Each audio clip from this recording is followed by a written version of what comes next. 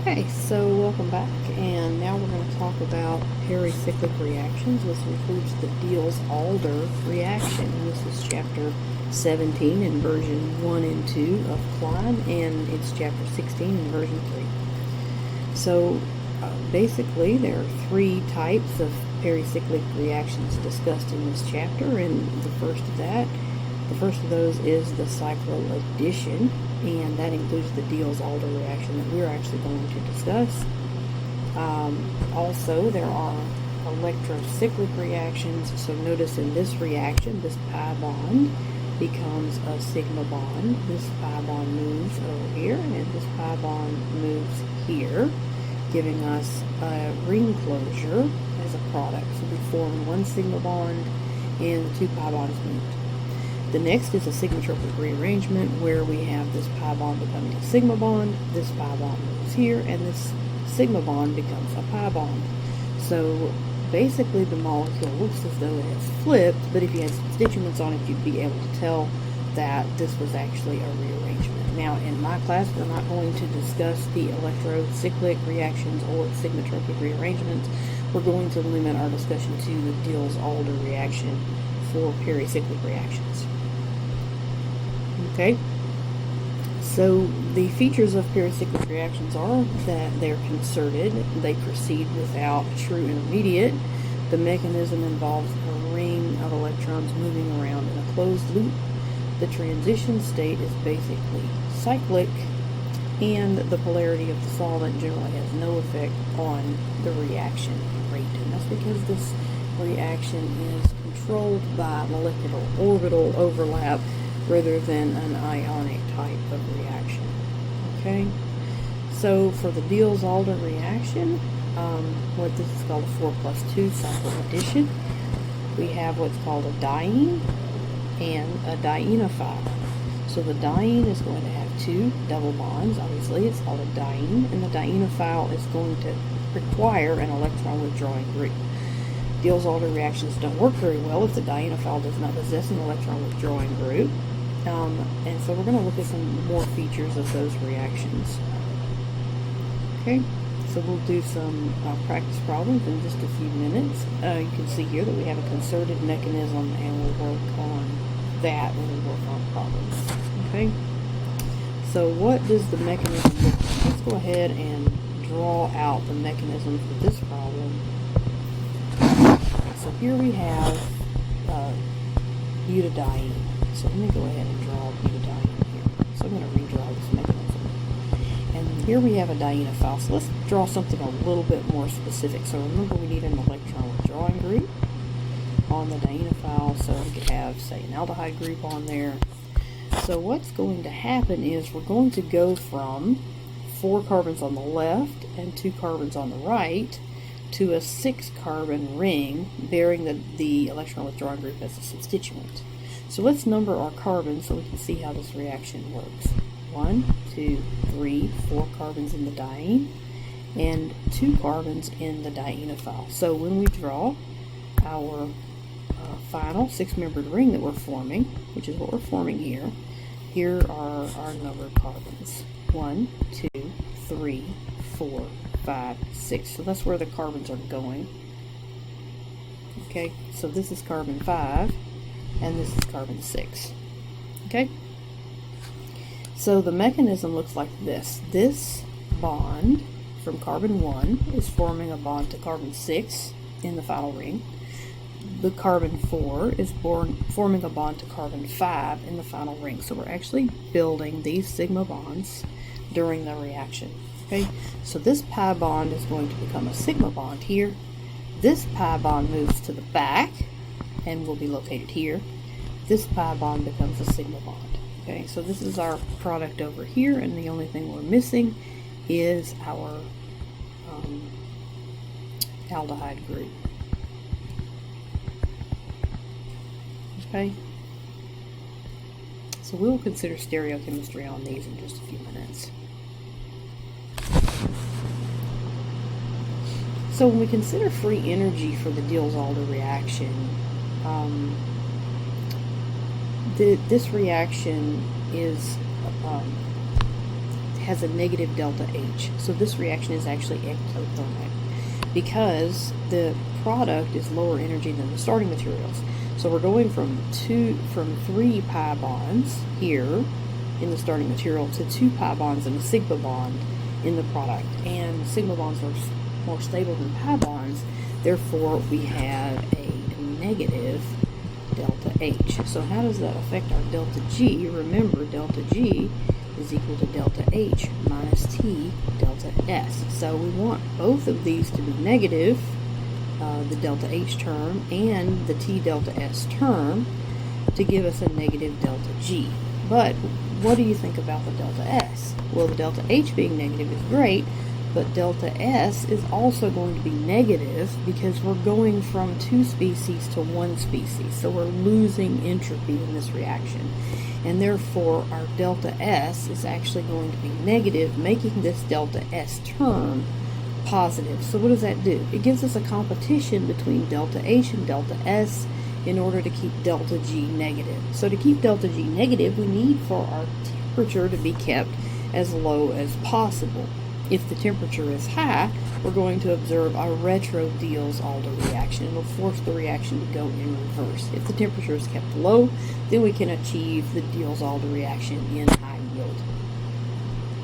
Okay, so you can see here that our entropy term actually would end up being positive overall, leading to a competition between the delta H term and the entropy term. Okay.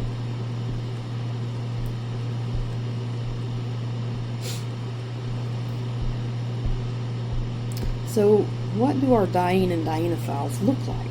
Well, the diene is going to have conjugated double bonds, okay, 2 conjugated double bonds, and the dienophile is going to have an electron withdrawing group, okay. So the electron withdrawing groups that we might have would be just a ketone type group, an ester, carboxylic acid, or something like a cyano group. So these are all different types of electron withdrawing groups that we can observe in this reaction.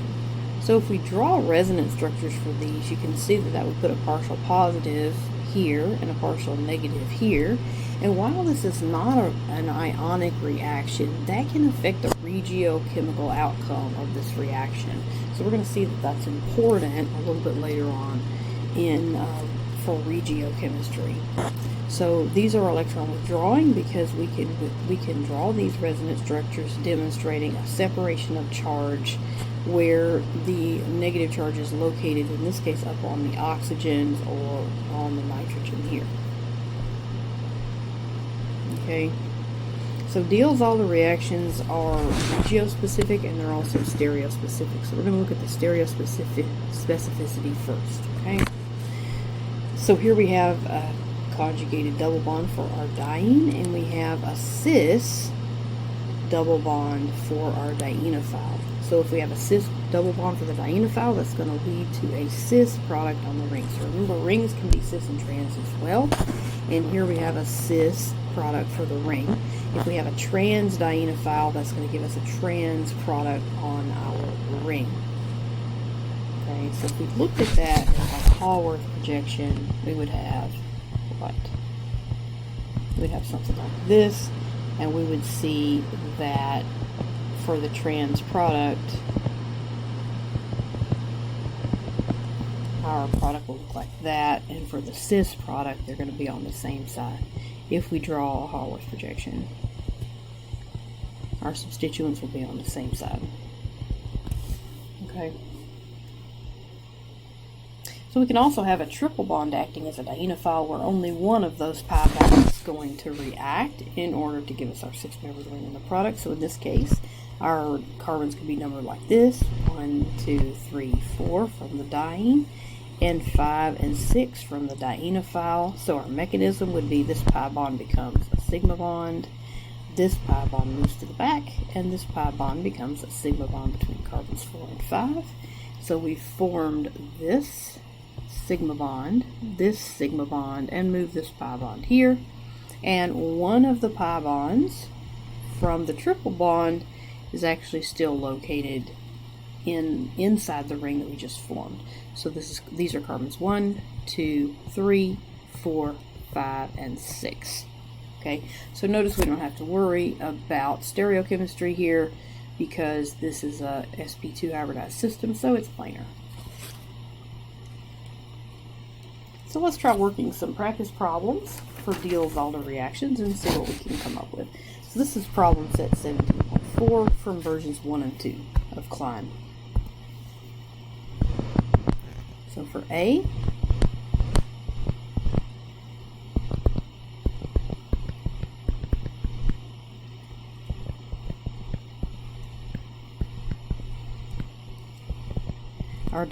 our diene is just butadiene again, and our dienophile is this species here. So we're going to form a 6-membered ring.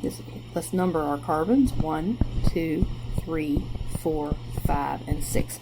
Those are the 6 carbons that will be in our final ring. So when we get our product, we're going to have a 6-membered ring with carbons 1, 2, 3, 4, 5, and 6. Okay, so let's draw our mechanism. We're forming a bond between carbons 1 and 6 and carbons 4 and 5. This pi bond becomes a sigma bond, this pi bond moves, this pi bond becomes a sigma bond. So we've created this sigma bond, and moved this pi bond here. Now we had a double bond here that's going to become a single bond, and therefore we're going to have stereochemistry to be concerned with. So both of these esters, methyl esters, are going to be cis. Okay, to each other. All right, and so for B, go ahead and work that one.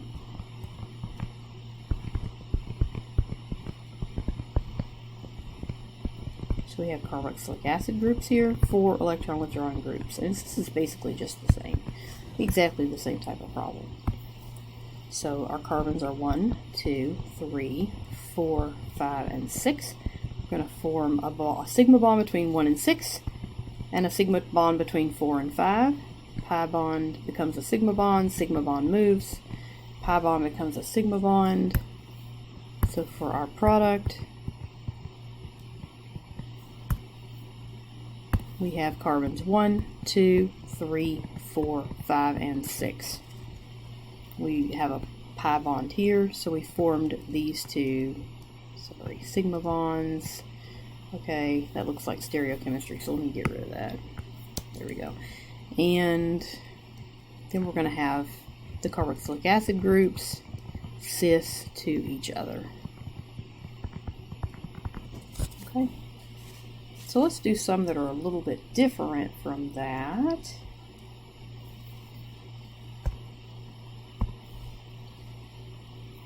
So what if we have one that is trans? So here we have butadiene plus this species here.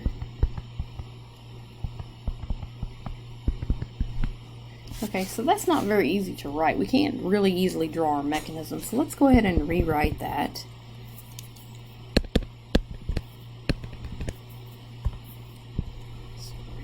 Let's trademark out of the way here.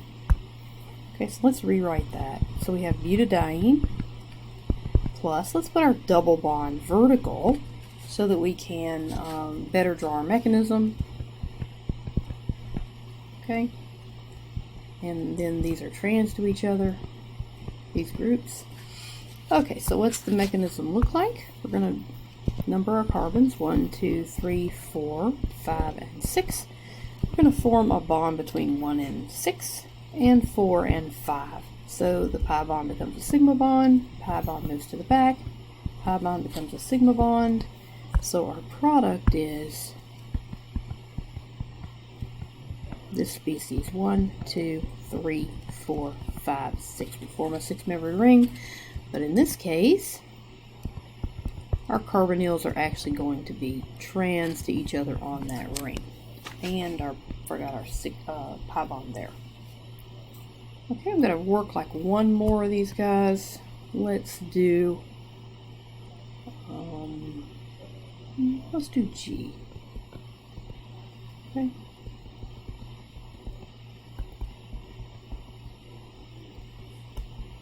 Okay, so what do you think that's going to look like? Now, what carbons are going to be in our ring? 1, 2, 3, 4 from the dienophile, from the diene, 5 and 6 from the dienophile. So we're going to form a bond between carbons 1 and 6 and 4 and 5. This pi bond becomes a sigma bond, this pi bond moves to the back, this pi bond becomes a sigma bond, and our product contains a ring with these 6 carbons. 1, 2, 3, 4, 5, 6. But what do we have now? We have a pi bond in the back, and we have the rest of this ring here that's still connected. Okay, it's still there. So that's a 3, it's going to turn into a 3 carbon bridge. Alright, maybe I'll just work one more. So I've got room for one more right here. Here's our diene. Here's our dienophile. And in this case, we have a triple bond. So what happens here? Only one of these pi bonds is going to react to give us our product. Carbons 1, 2, 3, 4, 5, and 6 form this 6-membered ring. Okay, so we're forming a bond between 1 and 6 and between 4 and 5. This pi bond becomes a sigma bond. This pi bond moves to the back. This pi bond becomes a sigma bond. And so we have carbons 1, 2, 3, 4, 5, and 6.